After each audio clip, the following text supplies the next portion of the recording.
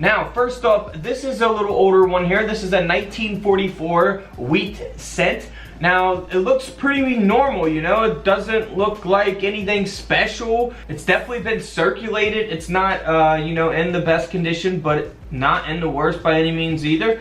But this coin did sell for over $130, and the reason that it sold for that is because it was struck on a thick planchet. So these coins are typically supposed to weigh around 3.1 grams. Now it can weigh a little bit off, but this coin weighs 4.2 grams. So these would never weigh 4.2 unless it is a mint error. So this being struck on a thick planchet gives it that weight, and like I said, $130 for that penny. Now had this penny been in even better condition, it would have sold for a lot more money. Now here is a Lincoln cent from the year 2000. This coin was struck on a foreign planchet, so kind of the opposite here. This coin only weighs 1.67 grams. So instead of overweight, it's underweight.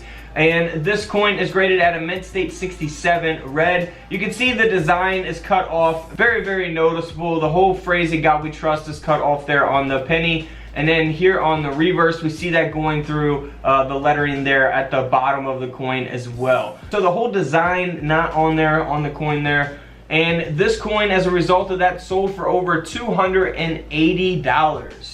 Now here's a penny. I've actually done a whole video on 1909 pennies. So definitely just type in 1909 penny couch collectibles here on YouTube and you will find those videos. Now this coin here has a double strike, so a flip over and double strike. We see the reverse design here coming through the front of the coin. You see the wheat stock there at the bottom of Lincoln, and then you also see the word 1 cent coming there from the reverse. And if we go here to the reverse of the coin, you can see the word Liberty that's on the front of the coin coming through here, and then we also see the date 1909. The 9's kind of disappeared there, but you see that it's also a VDB, so 1909 VDB. Now if this coin was in better condition, it would have sold for even, you know, probably crazy money. But this coin in this condition sold for over $1,900, nearly a $2,000 penny.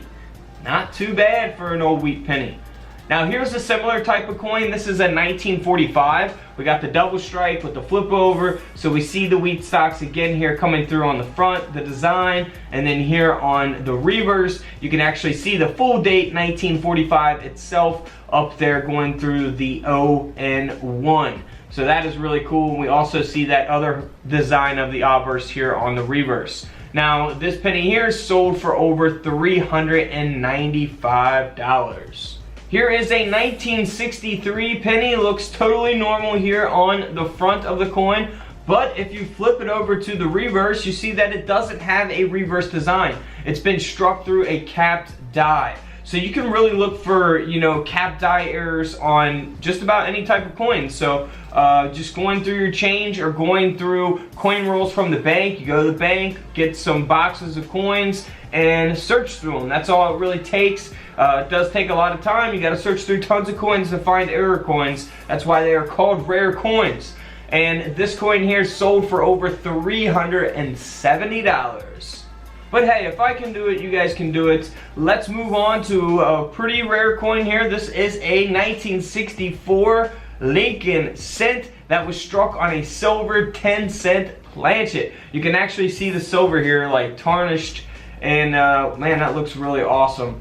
1964. That is amazing. Now that was the last year of the silver dimes, of course, 1964. So that was struck on probably one of those planchets, and this coin sold for over $1,000. $1,000, man, could you imagine? That would be insane. Now, a lot of people get silver pennies, gold pennies kind of confused with plated coins out there that companies sell, or, you know, that people just plate for whatever reason. So I do have a whole video on that. Just type in gold penny couch collectibles and I kind of explain those in that video.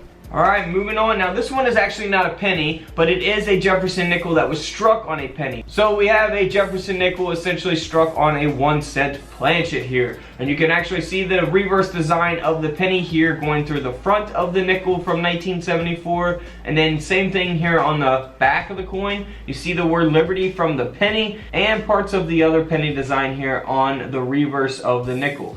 Now this coin here is a result of that mint error, sold for over $1,500. $1,500. Here's a cool mint error coin. I'm sure I've probably shown this in videos before. We see here on the reverse, it looks, damaged, maybe to a new collector that doesn't really know about errors. But here on the front of the coin, we see that blockage error taking place here. Man, that is really awesome. Would love to have something like this in my collection. This is pretty sweet. And this coin here sold for over $130. By the way, this penny is from 1999. 130 bucks. Alright, next up is a no-dated Lincoln cent. Now this penny here, we see here on the front, again, this is struck through a capped die. So we can't really make out the design of this penny here. Or the date as a result of that. And then here is the reverse of that coin as well. Now this penny here only sold for around 60 bucks. So probably, I don't know if I would get it graded for 60 bucks. I would probably just keep this in my own collection. Or, if you're into selling coins, probably sell it on eBay as is. Here's another no-dated coin. It is a 1970 something, but doesn't have that last digit there of the date. Now this is obviously a pretty noticeable error. You would not need a coin microscope for anything like this. Now this coin was struck off center with an elliptical clip. The coin only weighs 2.3 grams. And as a result of that mint error, this penny sold for over $120. Alright guys, don't forget to subscribe in the middle. Check out the videos to the left of me. And until tomorrow, I'll see you on the comment section below. This is Couch Collectibles, and this is where I disappear.